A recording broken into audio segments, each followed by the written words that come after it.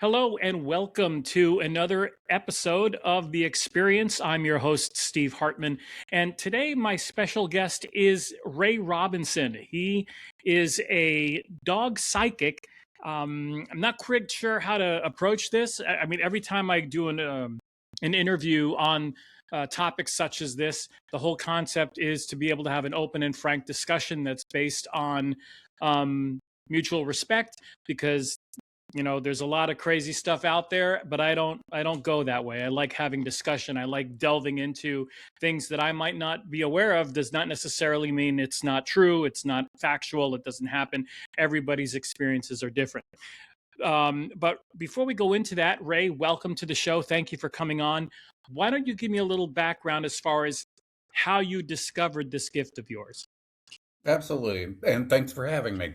Um, it is something that I discovered about 5 years ago. And the thing is it's something I've dealt with my entire life, but I was never really able to define it until I demonstrated what I was doing accidentally in front of my wife. We had a beagle that was a rescue, and she was telling me a little bit about what her life was before us without so much detail. I'll kind of get into how all that really works a little bit later. But I was telling my wife that our beagle, Sweetie, had had at least 3 litters of puppies before she came into our life. And she said, "Well, how do you know that?" And without putting any major thought into it, I just basically said, "Well, she told me." And my Did she wife tell looked. you, or did these come as far as visions? Did she send images to you that this is, or did she actually, for lack of a better word, speak to you and tell you these things? It was more imagery. When we get into like more conversations Hmm. about some of the other dogs I've worked with, it's kind of been different for every dog so far. But with Sweetie, it would be a rich tapestry of a kind of a landscape picture, and I would have to kind of focus on particular areas of the landscape, and I would get like signals of affirmation, yes, like warm, hot, cold, that type of thing. And there would be with her just imagery of her in this case having separate litters of puppies and showing me what was going on. And but I told my wife essentially, yes, we she had 3 litters of puppies, and she's like, "How could you possibly know that?" And she told me, and my wife is like, "You realize that's not normal, right?" And until Yeah, that moment, people I that get hadn't really thought of it that way. I mean, the way that I had people a little presented it wary to about her. people who say that their dogs talk to them. I mean, I Yeah. believe there was a guy, Son of Sam, in New York. But Yes. little things like that that would cause a thing. But it's an interesting perspective because one of the things I was very curious about, and you brought it up earlier, was affirming. Like when a person goes to a medium or a psychic, they're dealing with another human, so the psychic or the medium is able to pinpoint or address issues and getting verbal confirmation and affirming from their client. They have that communication. This is a little different. So that's why I was like, how would this work? How would that affirmation really work? In essence, you'd have to go, if you got it from a breeder or a previous owner, that would be your affirmation. If like what you Right. images you're getting from the dog and say, hey, follow up with the owner. Yeah, actually that is true. She did have 3 litters. It's like taking a long way to get the affirmation, but you get the affirmation either way.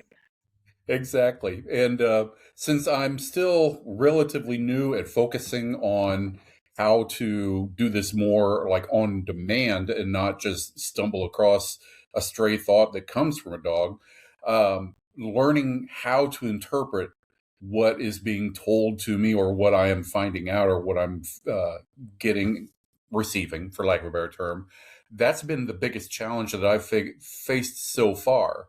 And fortunately, the dogs that I've worked with, which have mainly been my own dogs so Mhm. far, have been very helpful. They understand what I'm trying to do, and they kind of point me in all the different, all the right directions to get to the part where they go, yes, yes, you got it. Yes, you got it. That's exactly what I'm trying to tell you. Now, have you noticed that this gift is also, is it only dog specific, or do you have this same ability with other animals? It has only been dogs.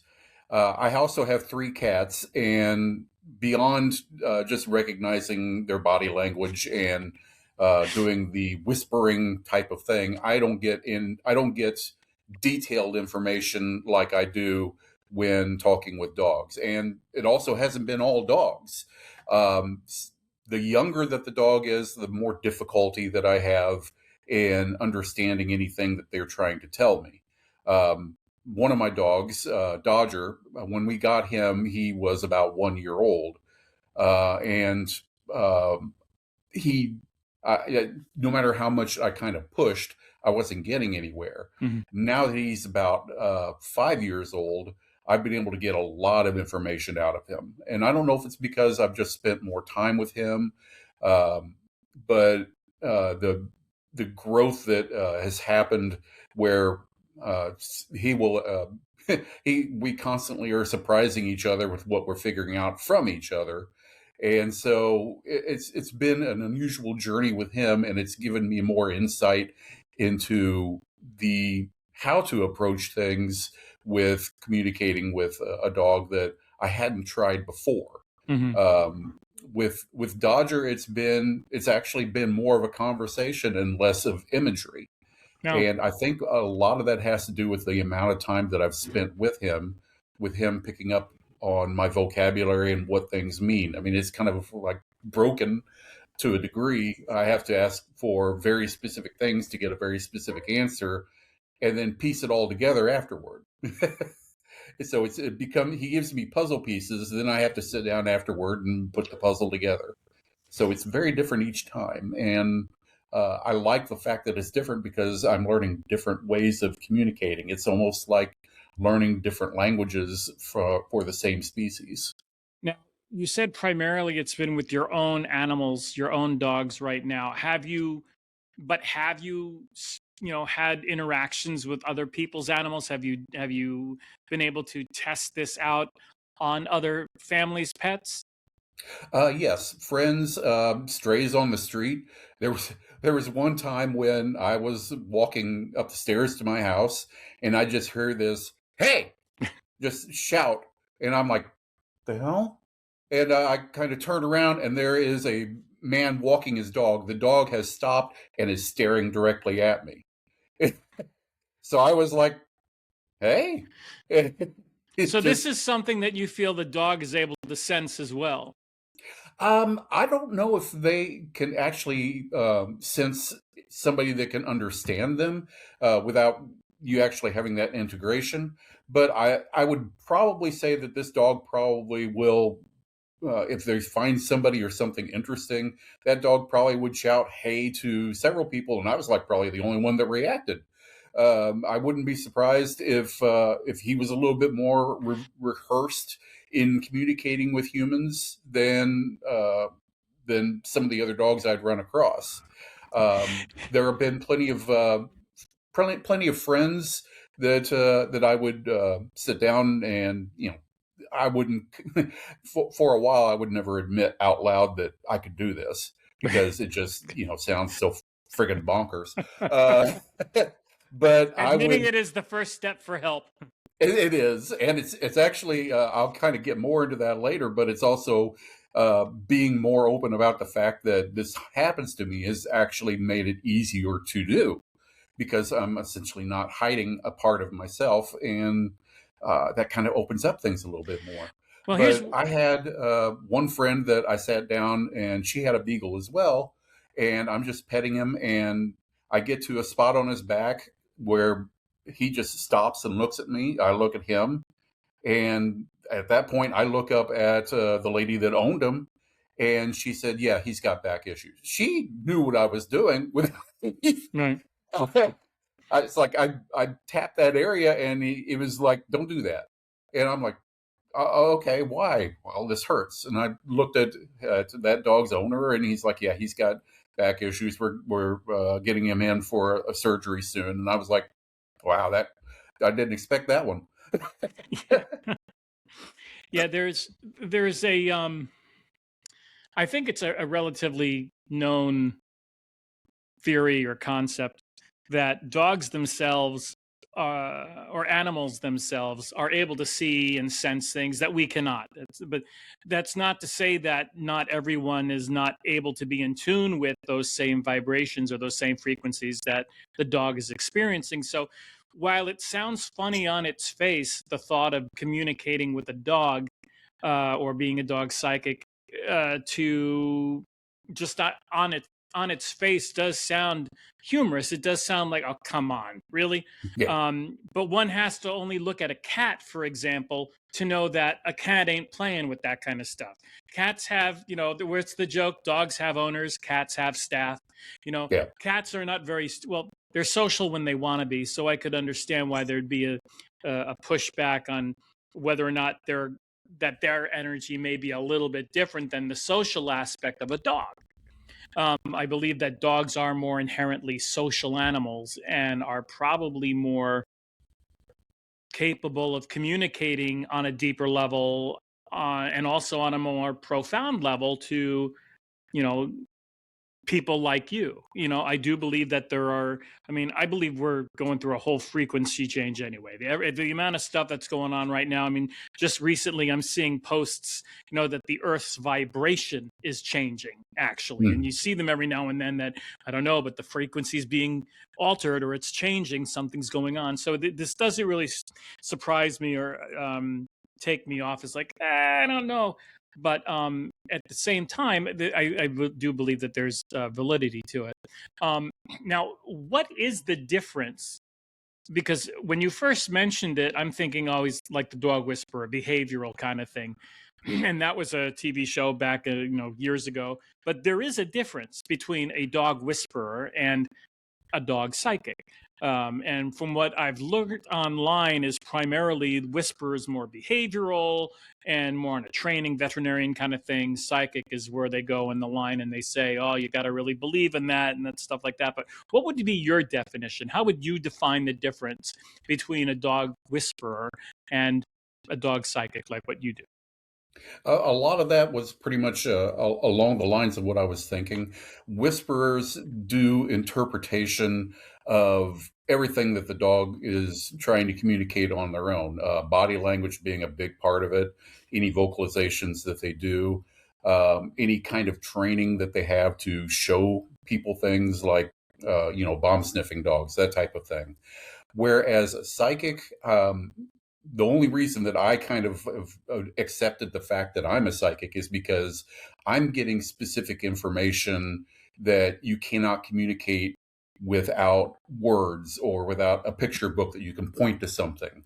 Um, the level of detail that I get is more than interpretation of what a dog will show with their body. Like most anybody can determine a wagging tail is a sign of a dog that is excited, happy. But then when you say, "Why are you happy?" then you get an answer. That's when it gets more into the psychic interpretation end of things. It makes me wonder about dogs that are, let's say that there's a family that's having a hell of a time, you know, training their dog to go outside, right?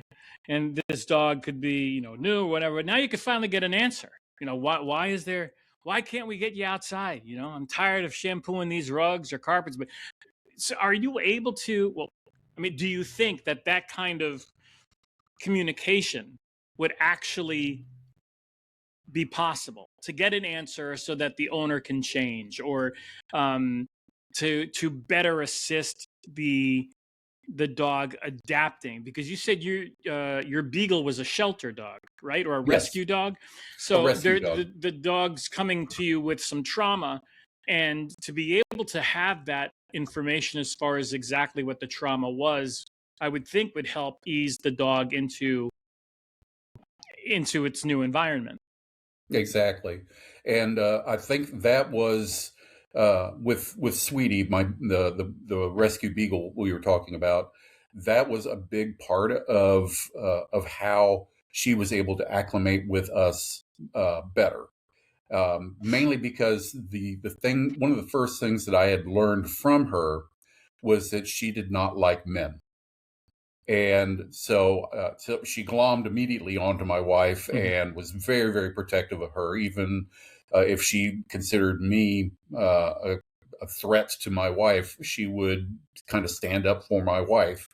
And when on walks, she would, if there was another dog that was kind of heading her way, she would put herself in between my wife and that other dog. She didn't do that with me.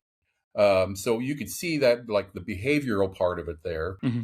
But then I would try to delve into a little bit more as to why she was not a big fan of men in general.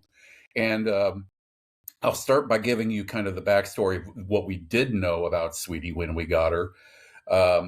When we decided that we were going to get a dog, we looked online for people that were selling theirs, or Rehoming. rehoming, better word, yes. And we found we found Sweetie. At that time, she was being called Honey. So we went upstate, like a couple-hour drive to see her, because I had beagles in the past. I love beagles, and so my wife is like, well, let's get a beagle. So we went and met with the lady that had Sweetie. What she had told us was that she was driving by a house and saw her chained up out back in 2 degree weather, and it looked like she'd been chained up there for a while. And the lady, I gotta admit, she's got guts. She went right up to that house, knocked on the door, and said, "You got to take that dog inside, or else it's going to freeze to death." And apparently they got into a fight. And the last thing that he said was, "Well, if you give so much of a damn, why don't you just take her?" So she walked back there and did. She just grabbed her and loaded her in the car and took her. But she had 4 other dogs of her own and several other animals. She lived on a farm. And Sweetie did not apparently get along with a couple of her other dogs. So Sweetie had to be the one to be relocated. And so that is everything that we knew about her, besides getting her to the vet and getting her checked out. She had bad teeth, so we had to have several of those pulled. But when I spent more time with her and started talking with her more about why men, and the fact that she was willing to talk to me, I found out also from her that the only reason she was willing really to talk to me about this was because I could communicate that with my wife, and that she wanted my wife to know, and I was just a means to an end. Right. So she cared for me for more than probably any other guy in her life that she could. But it turns out that the man that owned her obviously mistreated her, from just what little bit we knew. But he also beat her every time she barked. And this was the most quiet beagle that I'd ever seen in my life. Normally they're braying at And now everything. you know why. Yep, and now I knew why, because every time she would bray, he would come out and just beat the stuffing out of her. And that's also a big part of the reason why, I mean, since it was a guy that did it, she automatically assumed that that's what guys do. And I don't know if there was, honestly, I never got around to asking her if there was a woman in her life that treated her kindly, and that's why she delved more into a relationship with my wife. But maybe it was just default, not guy, not man. Right. But that was an interesting experience. I also found out that the reason her teeth were bad was she tried to chew through her chain several times and just destroyed them. But the fact that and I'll give you one other thing that she in particular taught me, and a little bit more insight into how I would recognize things when she would talk to me. We were on a walk. I was just taking her through the neighborhood, and as we're passing a neighbor's house, she just stops, just dead, and looks straight at that neighbor's house. And it's obvious she's got fear, tension going on. And I was going, what is going on? Why are you doing? And then the smell from the house hit me. It was somebody was in there lighting up marijuana. And I was like, oh, why does that bother you? Because that's what the man that beat her smelled like constantly. Yeah. They lived on the edge of a farm property, and he had his own patch of weed that he was growing in the middle of the farmland. He would harvest and, I don't know, maybe sell, or maybe it was just all for himself, but he constantly reeked of it. So when she smelled that, fear instantly kicked in. And I was like, well, let's just keep going. Come on, let's just keep going.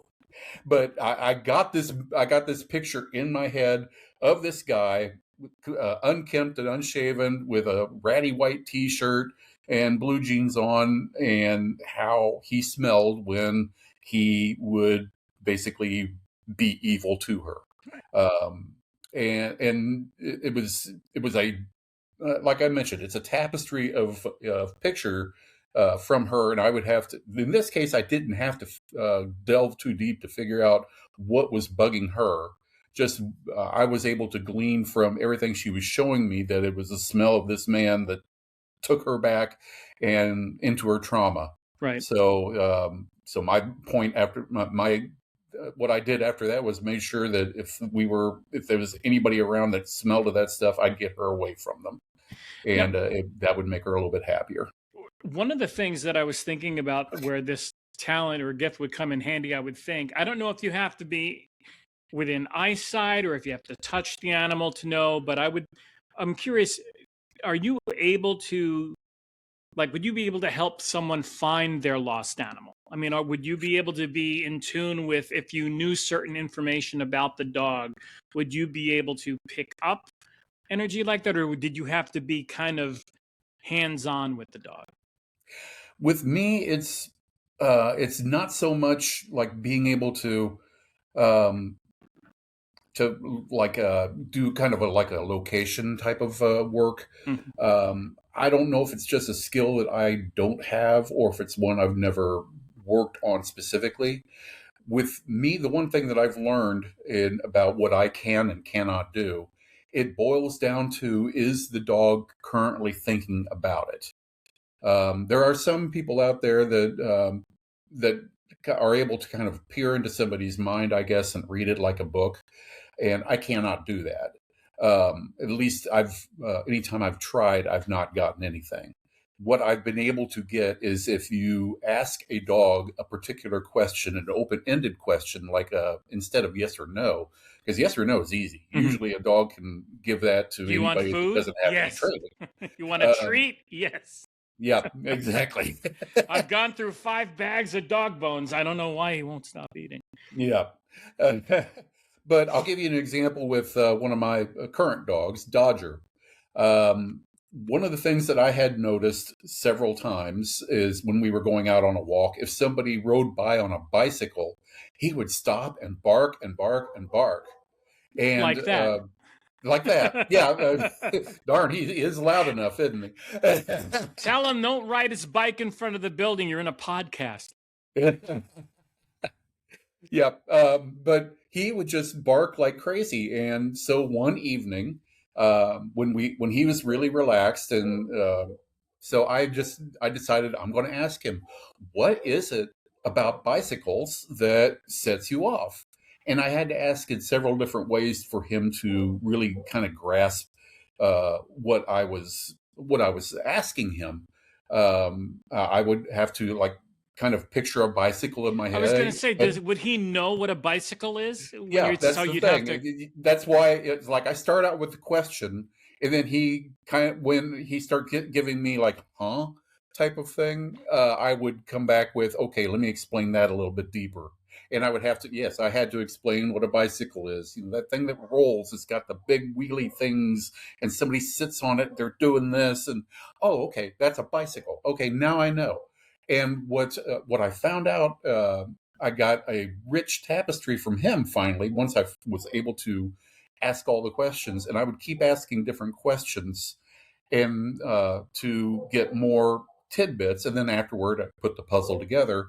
What I had learned was he was born on a farm, and he had two brothers. Um, I don't think they were expected. So I guess the farm dog got knocked up or something. I don't know, but he and his two brothers were born, and one of the things that they did when they were younger was keep vermin out of the crops. And but there was one person that he absolutely loved that came to the farm.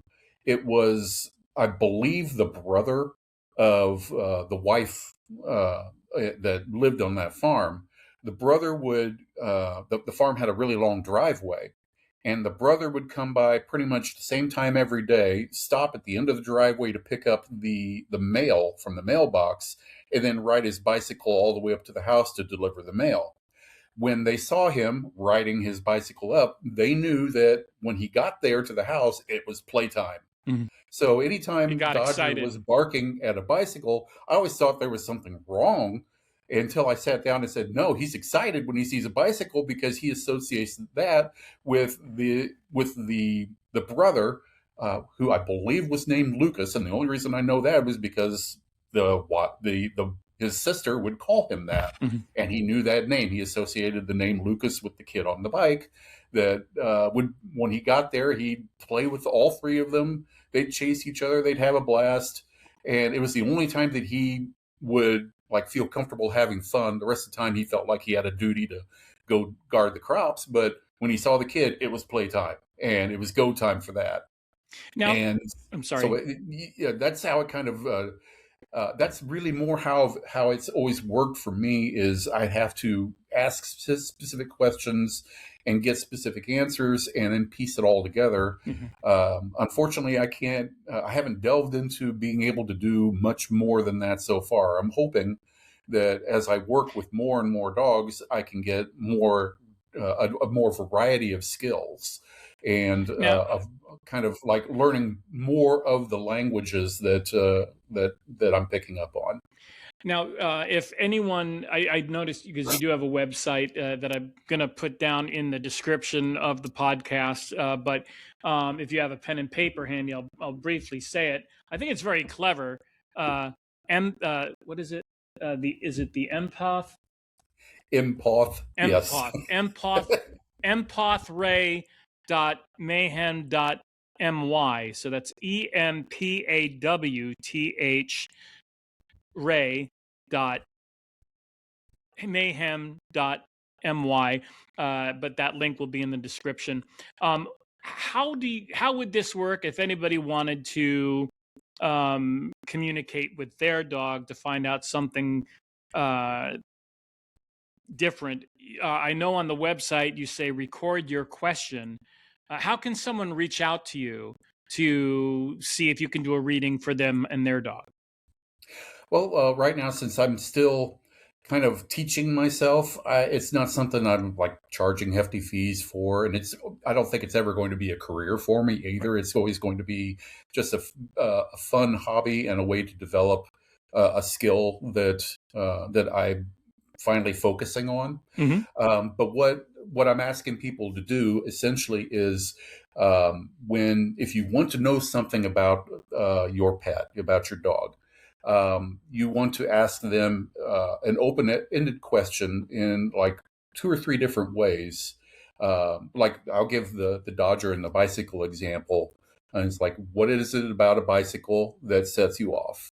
What is it about the device with the big rolling wheels that a person rides makes you bark?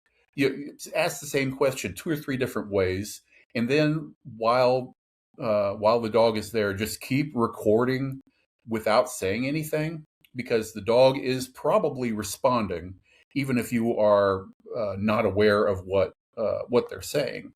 And I've been able to do that with, like, if I'm watching YouTube videos, my wife will suddenly say, "What's he saying?" And I'll just listen for a second, and I'll say, "Yes, he's telling his mom that he wants a treat," even though they're saying, on the thing. The dog is barking for whatever reason. Right. The dog is communicating that he's smiling and laughing at your joke. No, he's actually just wanting a treat. Sometimes it's not as You're sometimes not it's all not that in the that bag deep. of chips. He just wants the bag of chips. It's like if the dog is sitting there just rah, rah, rah, rah, and he's like, "What's the dog telling him?" The dog's saying, "Where's my food? Damn Right. it!" And Sometimes it's not that deep, it makes it but sound like, even though they may not be audible, that they actually answer telepathically. So if you ask them a question and they just kind of look at you, take yeah, that look as if they're trying to answer you. It's just you're not getting it, stupid, because you don't understand the telepathy. You're not on that same wavelength to receive that information. So otherwise, they'd be barking all the time. yeah, and honestly, I think it's worth anybody trying to see if they can figure it out on their own. The trick really is that you have to differentiate what you hear versus what your imagination tells you. With me, it's very simple because one of the things I found out a few years ago is I have something that there's only been recently, like in the last 10, 15 years, they've given a name to, called aphantasia. And if you're not familiar with that, one of the tests for that is people are asked to picture an apple in their mind, and it gives you a couple seconds or two to just think about the apple and to say, let's actually try it with you just to see where you kind of stand. Why don't you, Steve, picture an apple in your mind, and now go ahead and describe what you're seeing.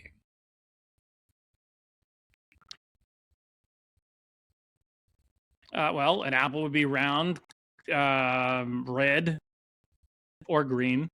Now, are you describing an apple, or are you describing what you're seeing in your mind? I'm a bad person to ask this because I don't visualize well. I've never been able to like visualize things. I mean, I can, I've gone through so many, things. Visualizing, I can't do that. Gotcha. But I understand the point you're trying to do, because you would need to have that ability at least to a level that would make sense to someone who communicates that way, or something that communicates that way. Yep. But see, that's the thing with me anyway. When somebody asks me to do that, I cannot picture one in my mind either. I literally just know what an apple is, and I can describe an apple, but to see one in my own head, I can't see that. However, when I start seeing pictures in my mind, since I normally don't, that's when I know I'm receiving something. So it's easy for me to interpret between those two Right. things. Whereas somebody that can see all that information in their mind, it differentiating that between your own imagination is probably a little bit more difficult. So I think I got it easier to develop this than most people. If you can see past your own imagination and figure out, differentiate between what you see on your own versus uh, what you imagine, I think that's where you can differentiate and learn whether or not you have this skill, and if it is different than anything. The trick I find is that if something comes up in your mind that isn't something you would normally think of, maybe it didn't come from you, maybe it came from somebody else. It's a good point. And in my case, it's been dogs in particular that I do that with. And I don't know if other people have that ability inherently, they just don't focus on it. And part of me thinks, try focusing on it, and maybe you'll find that you have that ability too. Maybe not with just dogs, maybe with people, maybe with other types of animals. Um, Maybe I'll find somewhere down the road that I have more ability there than I know. It's just right now the only way I've been able to actually manifest it and decode it as genuine is just with dogs. Now, when you said that you discovered this approximately 5 years ago, but how long have you had your beagle? At that point, we'd only had her about 6 months, Okay, and so but you had and we had only had her have for a you few had dogs years after that before? before she got out and got killed. And I've got a really in-depth story on that. But have Um, you had other dogs prior to her? I had, and not every one of them was really what was I able to do that with too. Well, my When I question, was, I'm sorry, but my Mhm. question is primarily what was that aha moment where, like, some people who have a traumatic experience and then after that experience they discover this gift, was there a moment in time that you were normal Ray and then something happened and then several months later you discovered or you caught a glimpse as to a new ability? Was there a moment in time that you could say it was at this point that things were different? Only the recognition of the ability, with that moment of my wife pointing it out to me. At that point, it was looking back over my life and other dogs that I had, and realizing that communication was there. And since I never talked about it with anybody openly, I didn't think of it as an unusual thing. Hmm. Um, I've also recently been diagnosed autistic about 2 years ago, and I pretty much had the same experience. At that point, when somebody finally said, "Yes, this is what you are," I was able to kind of look back over my life and go, "Well, that explains this, and that Well, one of the explains words that." that defines that is sensory. Yeah, exactly. And I've done the same with this ability as well. I'll get a memory of when I had this communication with a dog in the past, but I didn't recognize it as anything beyond the whole whispering thing. I finally realized, okay, since there was actual things that we talked about, actually specific things that I learned from them, that was a psychic experience too. And that's when it was only in retrospect that it was like, well, duh. It's obvious to me now. So Right. for me, it wasn't like suddenly I've learned that I had this, and everything forward was what was convincing. It's more like remembering everything prior was what was more convincing to me that this makes a lot more sense. And I have no idea when it actually started. It's always been kind of a part of me, but I've never really recognized it as something that other people didn't do until Mhm. that moment with my wife and Sweetie. Yeah, I would now. Did I hear you correctly? Sweetie is no longer with us, among us. Is that, or is she still here? I'm sorry. Your beagle, is she still Oh, here, or did she? yeah. Um, She yeah, she got out of the house and got hit by a car. One of the things that you learned about beagles is that they're escape artists, and and she was always curious about everything, and she would always find a way out of our fence.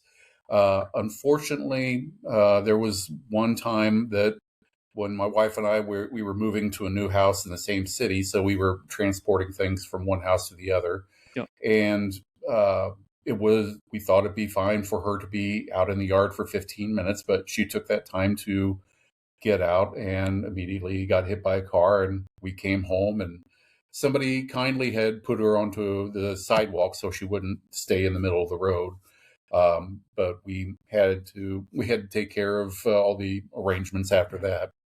There is one thing that it's psychic related that came about with Sweetie and that incident that I've never been able to do again. And quite honestly, I think it's because I have a block against it. I don't want to do it again. right. After we had gotten her, I started having a dream about being in a locked car. I was in the passenger side, and I realized that I could not see who the driver was. For some reason, I could only look forward to the side. And when I looked to the side, there was a giant black truck just bearing down on us. And no matter what I did, I couldn't roll down a window. I couldn't open the car door. Right. I beat against the door. I could not get it open. And that truck would hit. And I felt the most excruciating pain that I could feel in my life. But, I instantly wake up going, Jesus Christ, what was that? I had that dream several times. And every time I'd wake up, just the pain. Then I started getting it during the day. It was flashes of just the last second before the truck hits. And my brain would burn with fire from the pain, but only for a second. It would just be there and gone. Mm-hmm. But I would flinch. And it was a pain in the butt when driving. Let me tell you. Yeah. And my wife is like, what the hell? And I'm like, it just happened again. I had that experience, that daydream. But after we had found Sweetie had been killed, and we were like there on our final day before we were finally moving to the new house. We had one neighbor that she was older, and her favorite thing to do was just sit on the porch and nosy neighbor watching everything, knew everything. And so we came over to say goodbye. And she said, yeah, I wanted to tell you that the other day I saw your dog get hit. And I'm like, oh, it was a black truck. I don't want to hear this. And yes, she said, yeah, that big black truck just didn't stop. It just kept going. And I called the police, and they came, and they moved her off the road. And when she said that it was a big black truck, that's when I realized exactly what I was seeing in that vision. The reason I was in the passenger seat was because this was something that I was never going to be able to change. Right. I wasn't going to be able to do anything about it. But I essentially experienced her last moment. And the pain, I hate the fact that she felt that amount of pain, but it was over very fast. Right. So it's an interesting. It was a horrible thing, but it was quick. It brings up an area that I was going towards, not on purpose. First of all, losing a pet is like losing a family member.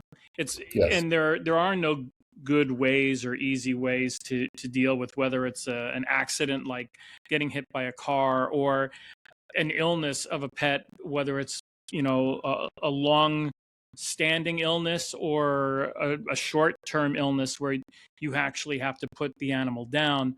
But it makes me wonder if, to comfort the family, because usually when the family's there and they have to, let's say, put their animal down, they're there and they're comforting the dog while they euthanize or get the shot. But do you think that there's a transfer of communication between that dog and the person who doesn't understand what the dog truly, I mean, they understand what the dog meant to them, but what they meant to the dog?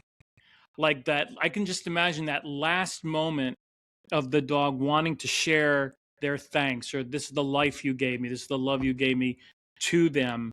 I would think that would be a difficult but powerful moment.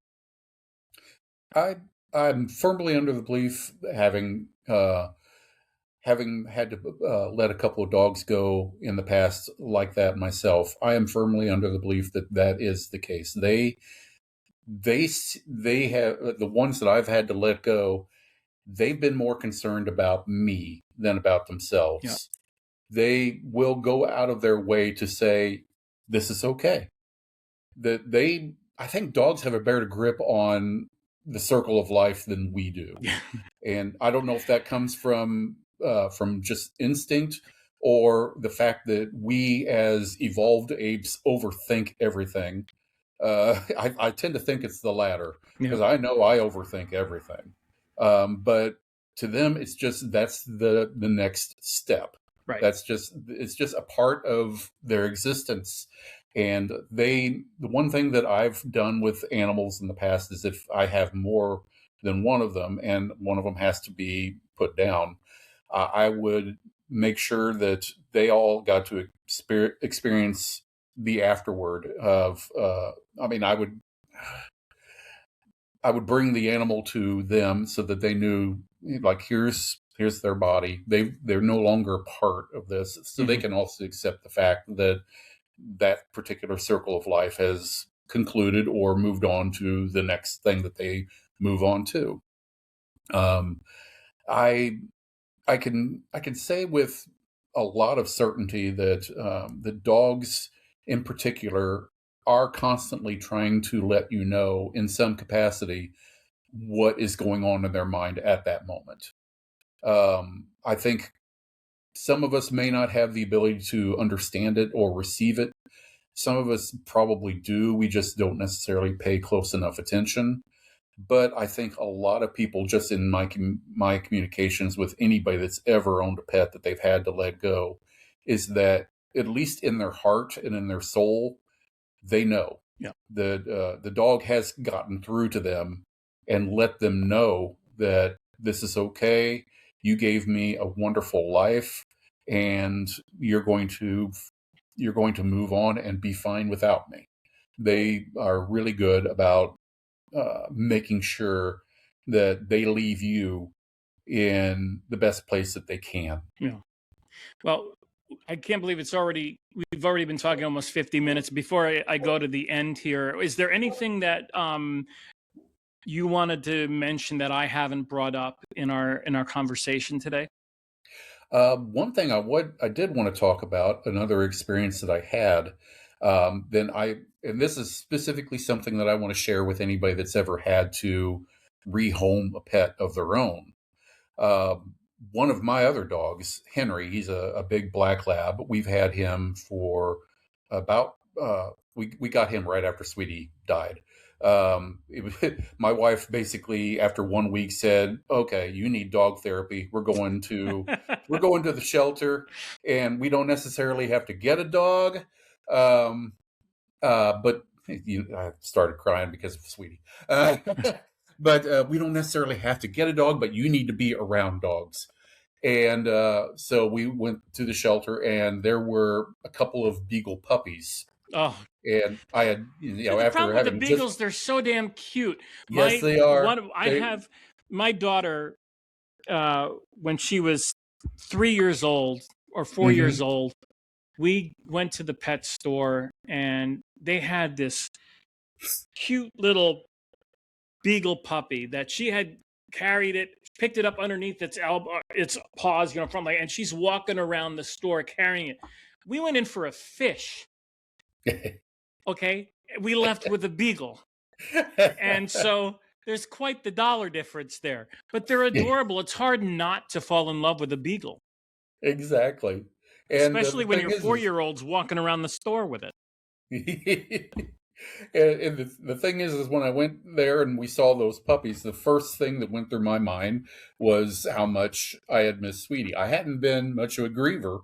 I had kind of just accepted things, but it was only then that the grief, the overwhelming Yeah. grief, hit me, and I'm not ashamed to say that I just turned into a wailing, crying mess in the middle of the shelter.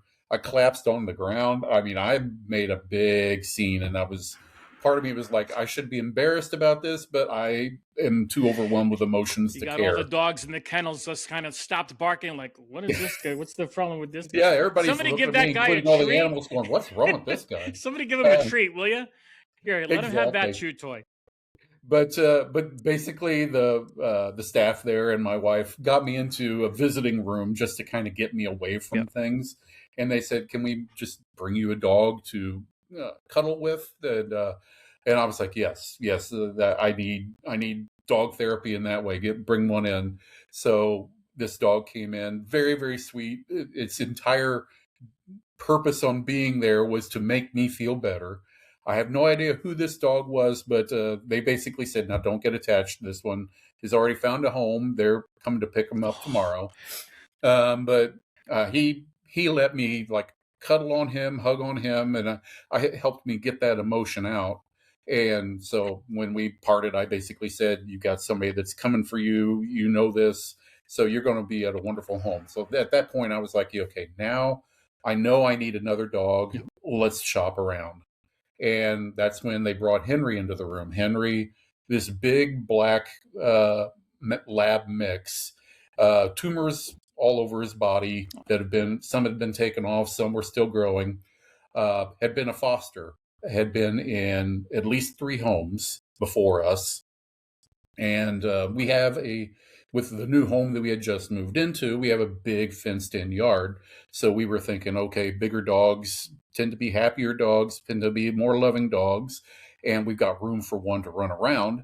So let's look at bigger dogs. And Henry came in, and he was just as loving and giving as the previous dog. And so we brought him home with us.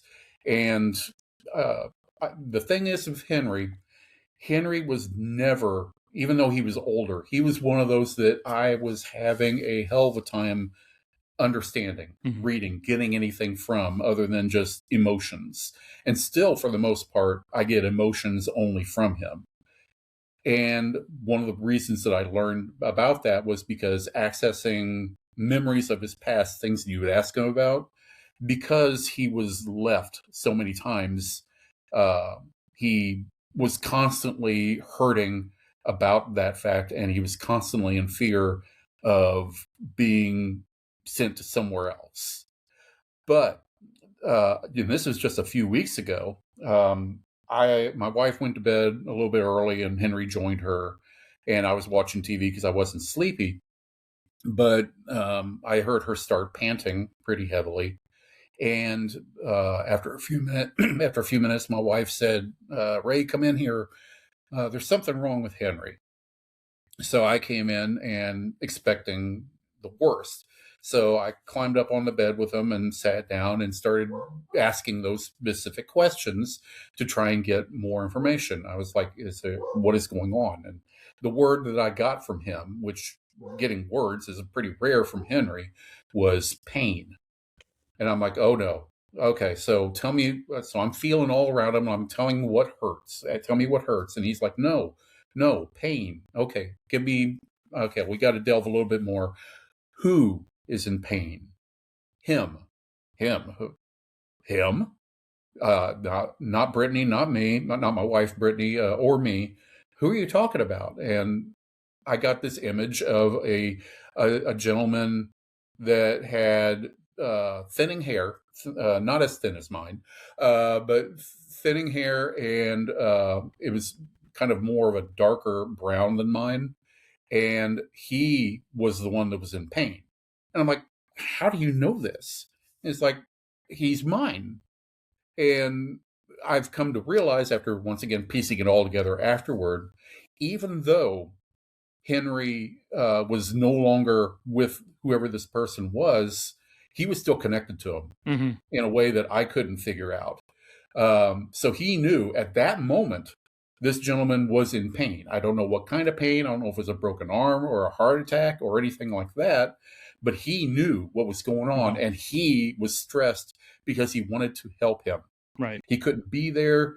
There was no way for us to know who this guy was, so we could call him up and say, yes, my dog wants to come visit you, as weird as that sounds. Yeah, that was going to say, out of the blue, that would be a surprise. Yeah. So the only thing that we could do was be with Henry, and it took him like an hour to calm back down and go back to sleep. But the one thing that I have learned from that is that if you've had a dog in your life, and this probably applies to all animals, and you've had to let them go, they are still connected to you. They still care about you, especially if you cared for them as much as they cared for you.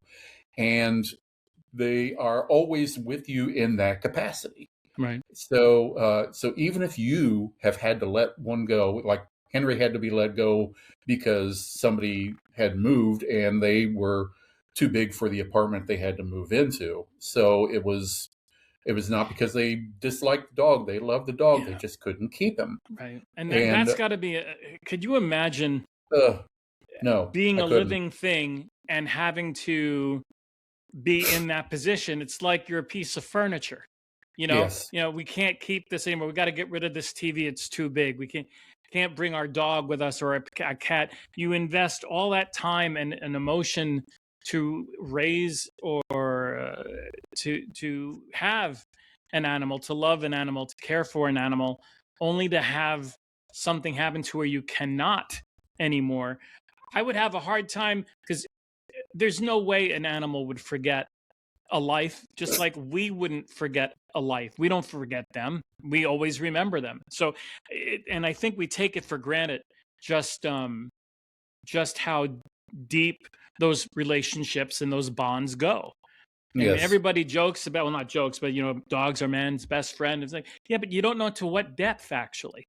You really don't, you know. And there's just, it's just one of those things that are, they're super powerful when those moments hit, and it's even on the surface, it's just like you look into their eyes or you look into their face, and there's a human nature about them, and it's just,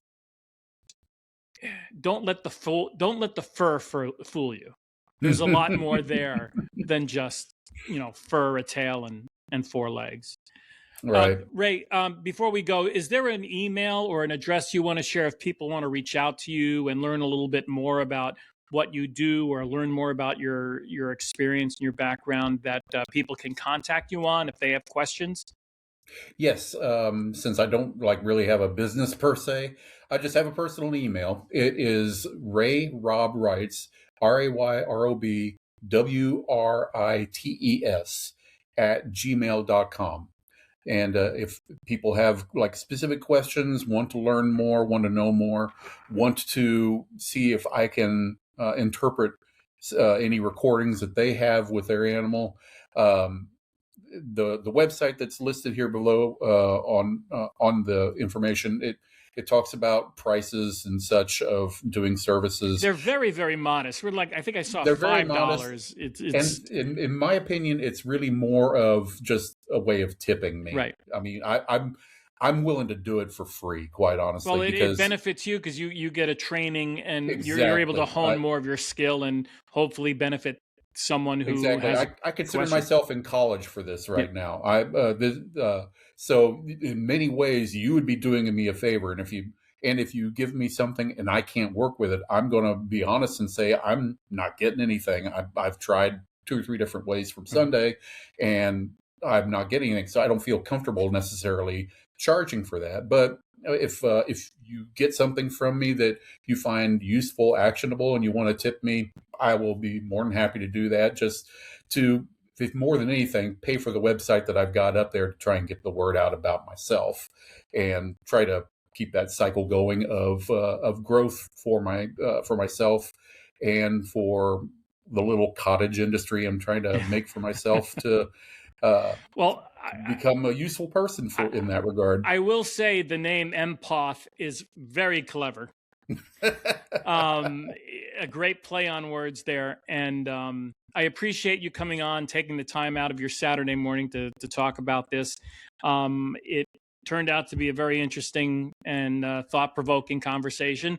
I hope you enjoyed the line of questioning and the overall attitude that I take on these interviews, because I'm always about open minds, but keeping things where they are, and but treating everybody with a mutual respect, because I believe there's a lot of things out there we don't understand, and this the sooner we, or the faster we shut things down, the more ignorant we become. And to be able to keep an open mind on things that we don't understand, I think is super important. So I thank you once again for coming on the show, and I hope I have you on again in another.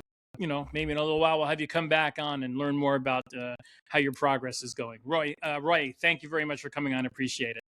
His name is Absolutely. Thank you for having me, and I'd love to come back down the road. That'd be wonderful. Thank you so much. No, thank you. Ray Robinson, the Empawth. His information is going to be on the description of the podcast. Thank you so much. If you want to send an email to me, just send it to thehartmanstudio@gmail.com. That's thehartmanstudio@gmail.com. I'm Steve Hartman. The next episode, you don't want to miss.